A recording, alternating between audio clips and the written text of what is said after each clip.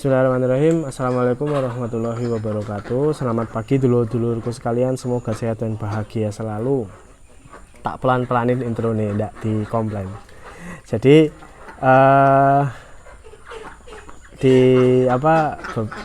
salah satu teman kita, dulur kita yang menanyakan hitung-hitungan keuntungan bebek petelur ini apakah lebih untung daripada pembesaran ayam, terutama ayam kampung ya ayam apa aja pembesaran lah, intinya membandingkan petelur sama pembesaran itu lebih menguntungkan mana gitu kan.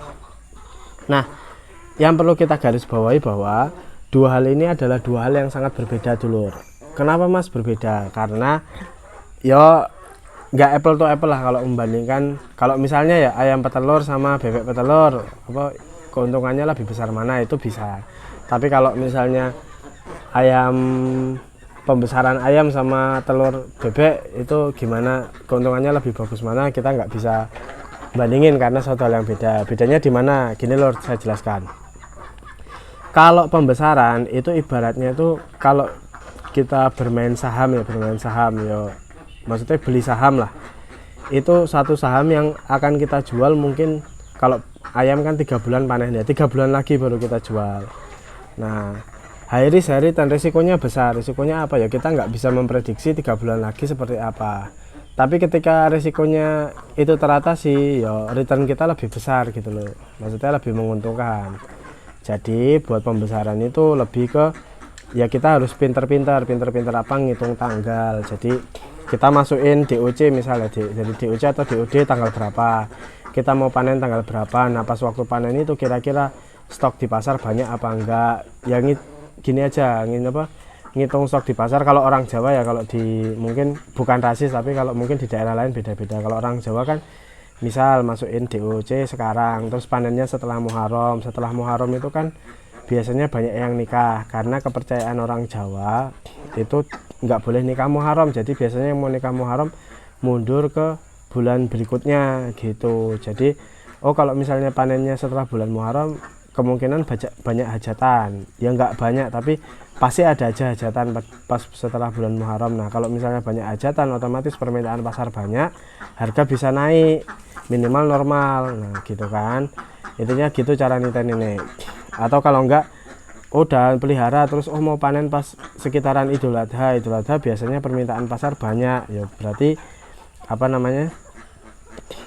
itu udah kita antisipasi resikonya. Nah, yang kurang bagusnya ketika kita asal masukin ayam, karena pengalaman saya pernah asal gitu kan, pas panen pas tanggal nggak bagus, maksudnya pas bulan-bulan yang orang ayam banyak gitu loh dan nggak banyak yang request, jadi harganya jelek. Nah, itu returnnya pasti jadi jelek. Intinya kayak main saham tapi jangka panjang, bukan main taruhan ya. Jadi ini banyak skillnya di dalamnya, ini bukan taruhan, jadi banyak skill yang kita yang kita mainkan gitu loh. Mungkin kalau misalnya harusnya panennya 2 minggu lagi, karena 2 minggu lagi nanti bakal sepi ramenya minggu depan, berarti kita mungkin kasih teknik lebih khusus supaya seminggu lagi bisa panen. Atau misal baru sebulan lagi baru rame, sedangkan 2 minggu lagi harusnya udah panen. Nah, itu baru mungkin teknik yang kita mainkan gitu loh. Biasanya full pour, jadi 50% dikasih jeda, jadi bisa didelay 2 minggu. Jadi pas bulan depannya pas harganya bagus dipanen bisa bagus. Itu kalau pembesaran lor. Kalau petelur gimana mas? Petelur ini lebih simpel sebenarnya karena bisa dihitung harian. Jadi cara gampangnya gini, teman-teman hariannya habis pakan berapa, habis harga pakan berapa, bertelur berapa, langsung dikurangi gitu loh. Nah, yang jelas yang perlu saya garis bawahi bahwa seperti ini itu sebenarnya ono rego ono rupo gitu kan. Jadi kalau misalnya pakannya bagus ya bertelurnya pasti presentasinya lebih bagus. Walaupun ya bisa jadi enggak juga karena banyak faktor, cuma paling enggak ya niteninnya gitu, pakan semakin bagus pasti telurnya semakin banyak. Terus ya teman-teman jangan tergiur juga kalau ada yang cerita wah kita cuma pakai kayak yang sedikit sama dedek banyak telurnya bisa banyak. Itu susah dinalar gitu loh yang seperti itu. Jadi intinya ketika teman-teman habis pakan berapa pasti telurnya ya segitu gitu loh. Gak mungkin ketika teman-teman cuma ngeluarin pakai dedek terus berharap telurnya bisa sampai puluhan, misal dari 100 bisa sampai 70 kan nggak mungkin pakai dedek 70 gitu kan, pasti ada campuran-campurannya gitu intinya. Nah kalau yang saya gunakan pakan sekarang itu kan harganya 6.600 ya. Ya kita ini aja lah, kita pukul rata lah. Kalau misalnya teman-teman ngaduk misal pakai apa namanya nasi aking terus konsentrat sama dedak, itu kurang lebih kalau dicampur terus diperkilokan itu kurang lebih katakanlah paling mahalnya 7.000 ya lur ya, paling mahalnya 7.000. Misal 7.000 rupiah teman-teman per kilonya habis 7.000 rupiah. Teman-teman punya bebek 100 ekor, kita hitung 100 ekor aja biar gampang. Nah untuk bebek model Mojosari seperti ini, dia kan perawaannya cenderung lebih kecil daripada ya kalau di sini yang terkenal Magelangan dan lain sebagainya. Walaupun kualitas telur tetap ditentukan, maksudnya besar kecilnya telur ditentukan dengan pakan yang ada gitu. Jadi teman-teman jangan juga nitain ini, oh pakan aduan telurnya bisa banyak yang bertelur, tapi kan kadang telurnya kecil-kecil gitu kan, atau enggak sesuai. Terus oh kayak misal teman-teman cerita, wah itu ada peternak pakai pakannya mahal tapi bertelurnya cuma 50%. Nah kalau 50% kualitas telurnya A1 kan jauh lebih bagus daripada 70% tapi A3 semua, A3 A1 A2 A3 kalau nggak salah, pokoknya kualitas 1 2 3 lah misalnya.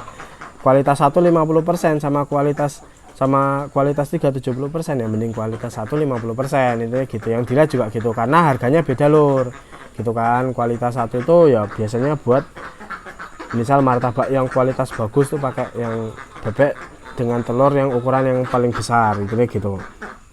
Nah balik lagi ya lur ya, misal per 100 ekor kan butuhnya 13 kg per hari gitu kan, per hari 13 kg. Terus apa meneh ya, katakanlah bertelur 70% ya, tak hitungkan ya 7 kali kok 7 kali sih, kok 7 kali 13 itu ketemunya 91 nek rasa lah ya lur ya, minta tolong dihitungin ulang ya lur ya. Nah terus aku hafalan soalnya, berarti per hari teman-teman habis uang 91.000 buat pakan. Nah terus hasilnya berapa mas telurnya? Katakanlah bebek Mojosari ini rata-rata berapa sih, 73% ya, kita genapin aja 70% lah, soalnya kalau ada tiganya susah ngitungnya. 70% berarti 70 kali, katakanlah teman-teman jualnya ke pengepul bukan ke langsung yang harga 2000-an, berarti harganya 1.900 lah katakanlah.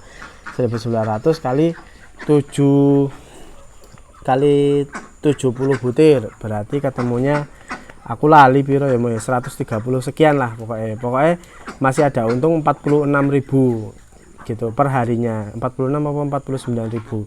Jadi kalau per 100 ekor pakai pakan yang harga 7.000-an dan bertelurnya 70%, itu bisa 40 ribuan lah. Nah kalau setahunnya, kalau nggak salah tadi aku ngitung pakai kalkulator, itu dapatnya 1.200.000 lebih dikit lah. Itu kalau 70% lur.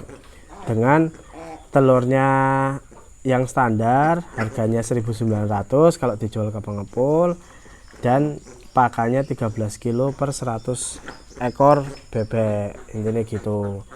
Nah jadi kalau ternak petelur seperti ini, telur-teluran lah bukan petelur, kalau ternak telur-teluran seperti ini memang lebih gampang bisa dihitung harian, fluktuatif harga harian juga bisa diantisipasi gitu kan. Cuma kalau bedanya kalau telur, pas harga telur lagi turun kan biasanya sampai seminggu 2 minggu, ya mau nggak mau teman-teman yang ngikutin harga turun. Sebenarnya mirip-mirip tapi bedanya yang satunya harian.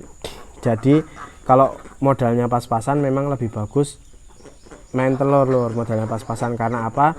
Kok modal pas-pasan, maksudnya perputarannya, maksudnya likuiditas uangnya pas-pasan. Karena modalnya besar kalau petelur lur, likuiditasnya pas-pasan ya lebih baik pakai petelur. Likuiditas itu maksudnya apa namanya, serep uang buat pakan. Jadi kan kalau ini telur, misal telurnya dijual bisa beli pakan lagi, muternya lebih cepat, bisa harian. Kalau misalnya pembesaran memang modal awalnya lebih kecil karena beli di OC cuma berapa, pakan cuma berapa, tapi kita harus nyiapin uang itu sampai panen gitu kan, dan kita nanti nerima uang gede ketika panen. Intinya kalau pembesaran gede panen dapat uang besar, terus kulaan mana sama beli pakan muter lagi. Nah kalau ini sehari-hari bisa dihitung, sehari dapat 40.000 gitu lur, kurang lebih seperti itu lur informasinya. Ngapunten bila mungkin ada salah dalam penyampaian informasi atau keterbatasan informasi saya ya, buat buat informasi aja. Ini alhamdulillah hari ini bisa bertelur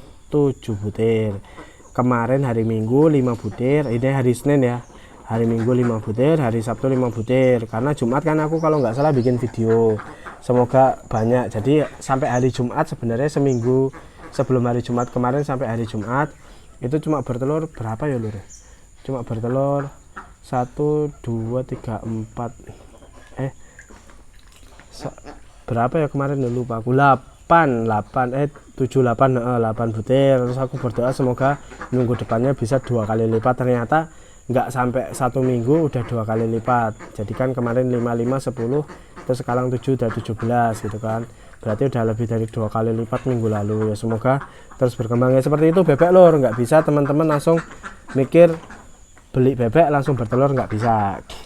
Kalau misalnya langsung bertelur itu bonus lah, ini lagi kita konsumsi pribadi karena cuma 57 mungkin kalau misalnya udah belasan nanti kita mulai produksi telur asin, kita sortir yang besar-besar nanti kita jual jadi telur asin, yang kecil-kecil nanti kita konsumsi pribadi supaya nggak usah beli telur. Kurang lebih seperti itu dulur-dulur sekalian, semoga bermanfaat.